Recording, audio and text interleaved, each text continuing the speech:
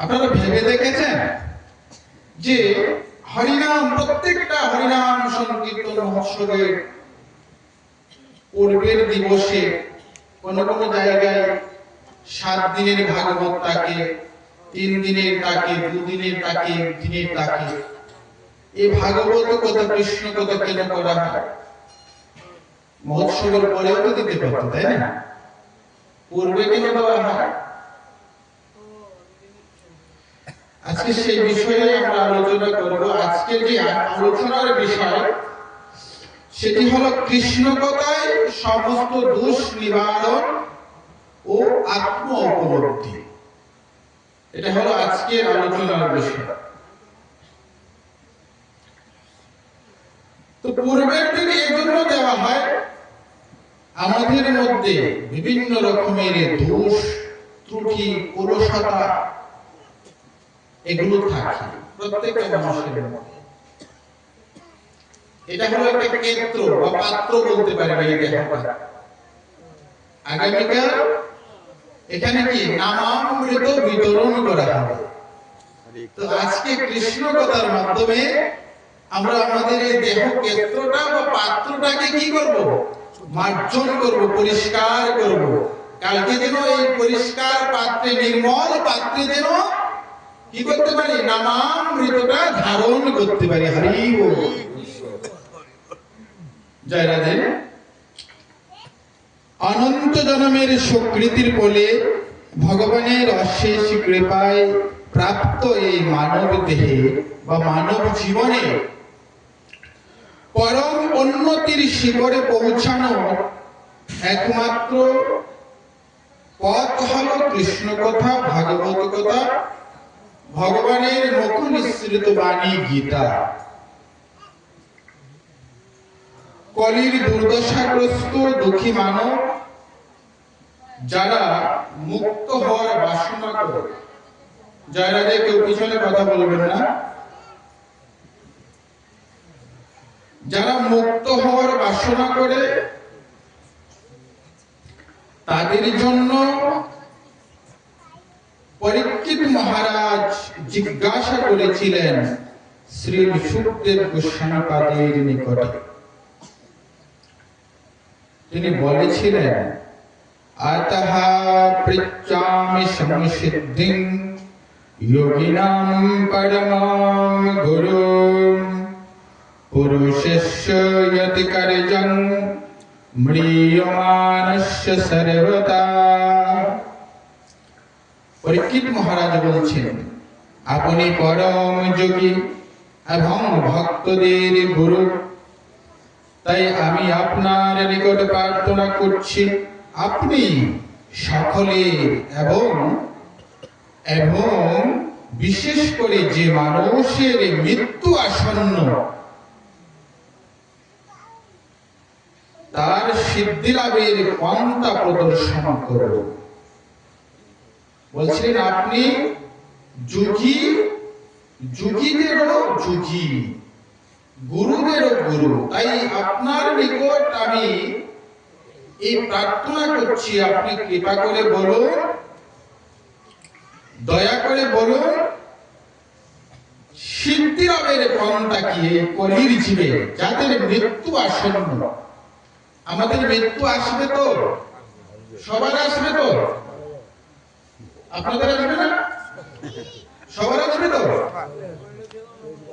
তাহলে বলছে যাদের মৃত্যু আসন্ন, অর্থাৎ 2 দিন আগে পরে হতে পারে, কিন্তু যাদের মৃত্যু আসন্ন তাদের সিদ্ধি লাভের পন্থা কি আপনি কৃপা করে বলুন, দয়া করে বলুন। মানুষের কি শ্রবণ করা উচিত, কি কীর্তন করা উচিত, কি স্মরণ করা উচিত, কি ভজন করা উচিত, আর তাও বলুন মানুষের কি করা উচিত নয়।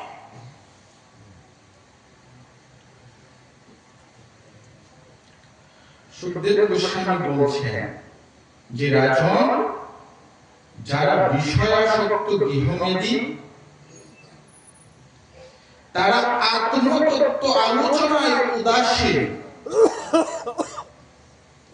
তারা হলো আত্মতত্ত্ব রহিত, অর্থাৎ তারা নিজেকে জানতে চায়। যারা বিষয়াসক্ত, যারা আমরা বিষয়ের মধ্যে আছি, পরীক্ষিত মহারাজ বলছেন যারা বিষয়াসক্ত গৃহমেদী, বলছে তারা আত্মতত্ত্ব রহিত, তারা আত্মতত্ত্ব শ্রবণে উদাসীন বা জানতে উদাসীন। তারা জানে না সে এই দেহ নয়, তার মূল পরিচয় হলো সে আত্মা।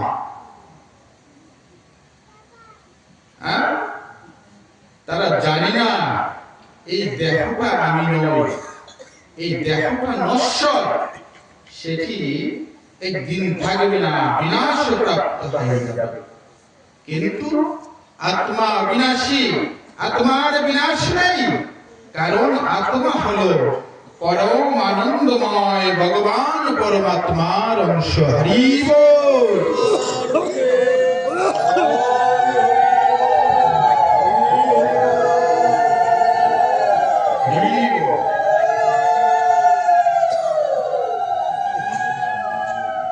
বলছে আত্মতত্ত্ব না জেনে এই প্রকার মাৎসর্য পরায়ণ গৃহমেদীরা নিদ্রামগ্ন হয়ে অথবা রতিক্রিয়ার দ্বারা তাদের রাত্রিকাল অতিবাহিত করে আর আত্মীয় স্বজনদের প্রতিপালনের জন্য অর্থ উপার্জনের চেষ্টায় তাদের দিবাভাগের অপচয় করে। কেমন? আমাদের তো ঘুমে ঘুমে দিন রাত্রি গেল, আর কাজে কাজে দিন গেল, তাই তো? মহাজন কি বলছেন? দিন গেল মিছা কাজে, রাত্রি গেল নিদে। ওরে দিন গেল মিছা কাজে, রাত্রি গেল নিদে। না ভজিন রাধা কৃষ্ণের চরণারবিন্দে। দিন গেল মিছা কাজে, রাত্রি গেল নিদে। না ভজিন রাধা কৃষ্ণের চরণারবিন্দে। পরীক্ষিত মহারাজ আমাদেরকে বলছে যারা আত্মতত্ত্ব না জানে, বলছে বিষয়াসক্ত যারা, এই আমরা রয়েছি, বলছে আমরা আমাদের রাত্রিকাল নিদ্রায় মগ্ন হয়ে অতিবাহিত করছি, আর দিবাটা আত্মীয় স্বজনের বরণ পোষণের জন্য উপার্জনের চেষ্টায়, কে কত বেশি উপার্জন করতে পারি সেই চেষ্টায় আমরা দিবার সময়, দিনের সময়টা অতিবাহিত করে দিচ্ছি। বলছে তারা দেহ, পুত্র পত্নী, কন্যা, সংসার, সম্পত্তি, ঘর বাড়ি ইত্যাদি অনিত্য ব্যক্তি বা বস্তুর প্রতি আসক্ত। জীবনের যে প্রকৃত সমস্যাগুলি তা সমাধানের চেষ্টা কেউ করছে না। জীবনের যে প্রকৃত সমস্যা, প্রকৃত সমস্যা কি? আমাদের জীবনে প্রকৃত সমস্যা কি? আমরা ভাবছি বা মনে করছি যে কালকে সময় মতো অফিসে না যেতে পারা, বা কাজে যেতে না পারা, দোকানে যেতে না পারা, ব্যবসায় না যেতে পারা, বা সঠিকভাবে না করতে পারে, সেটাই বোধহয় আমাদের সমস্যা। টাকা উপার্জন করতে না পারা, সেটাই বোধহয় আমাদের সবচেয়ে বড় সমস্যা। কিন্তু না, আমাদের প্রকৃত সমস্যা কি? বলছে এই জগৎ হলো দুঃখময়, এখানে সবাই দুঃখী। কেমন? বলছে কেউ তন দুঃখী, কেউ মন দুঃখী, কেউ শারীরিক ভাবে দুঃখী, কেউ মানসিক ভাবে দুঃখী, সবাই কিন্তু দুঃখী। কেমন?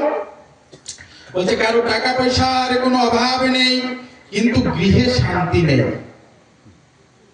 স্ত্রী কথা শুনে না, হয়তো কোনো সন্তানের দ্বারা সায়রা কষ্ট পেয়েছে, কন্যার দ্বারা পেয়েছে, প্রতিবেশীর দ্বারা পেয়েছে, বিভিন্ন ভাবে টাকার সমস্যা নেই, কিন্তু বিভিন্ন ভাবে দুঃখী, ঠিক কিনা?